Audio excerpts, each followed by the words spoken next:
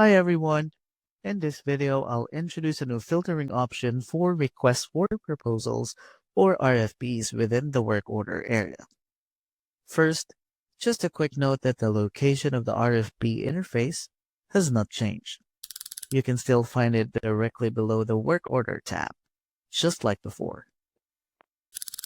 In this walkthrough, we'll compare the previous layout with the updated version, so you can see clearly what's new here. In the current version, expert button and search bar are existing. And the main update we're focusing on this video is the new filtering option. You'll now see a filter available in a list below the interface.